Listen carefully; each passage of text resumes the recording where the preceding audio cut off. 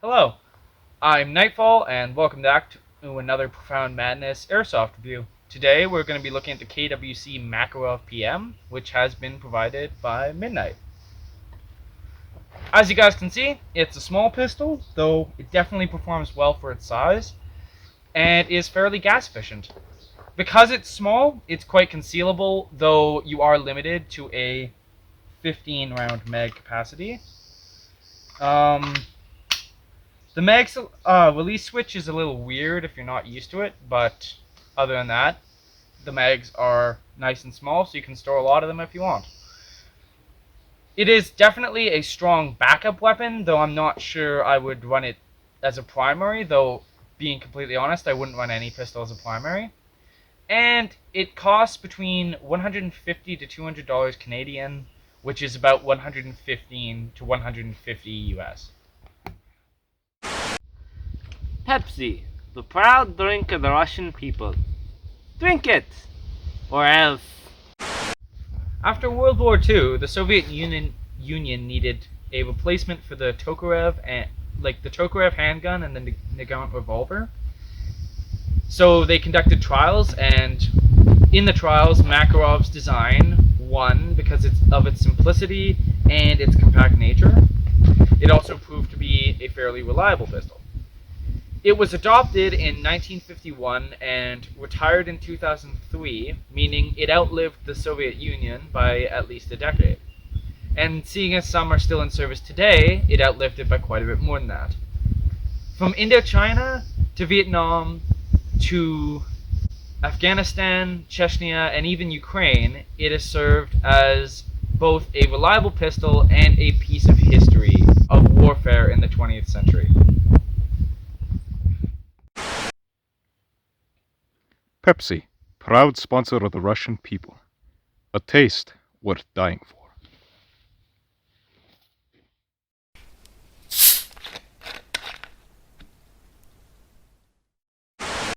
Alright, so now for the close-up inspection of the Makarov. It's full metal, obviously. Grip is polymer. But it's not a terrible polymer. I think this would look really sexy with wood grips, but you would have to make those custom, I think. Your safety is here. Down, not safe. Up, safe. Yeah, this is your slide catch, so you use it to bring the slide back.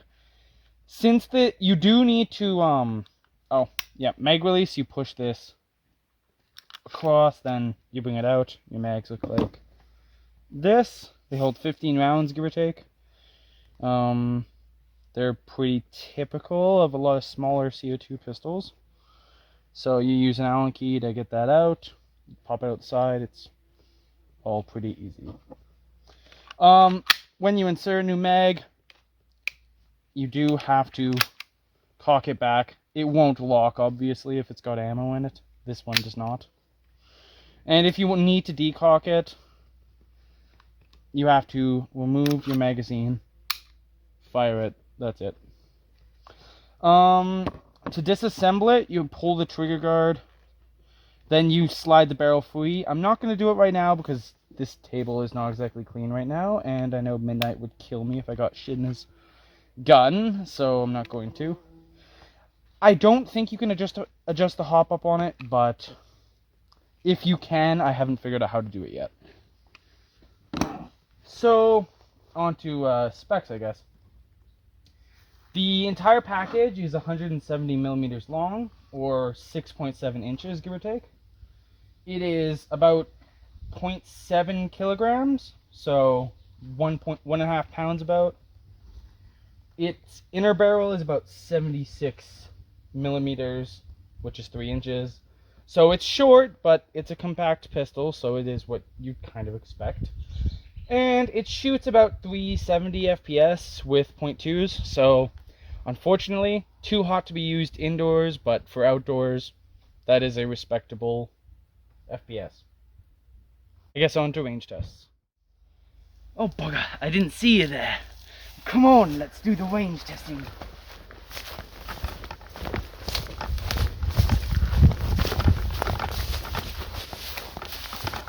Alright, so for today, we've got our targets set up at 40 and 70 feet.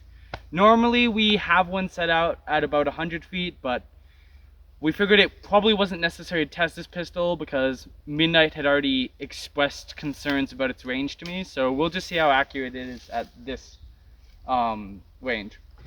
That being said, there is virtually no wind in here because we got all those leaves to block it, so this should pretty much be what you'd expect.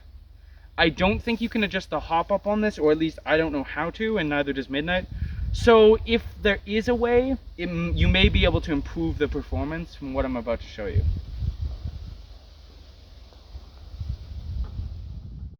Alright, I'm going to take shots at the chest this first guy.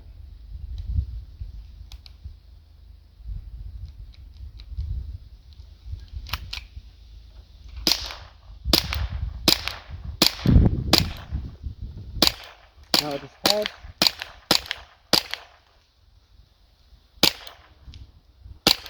Now it's the last guy.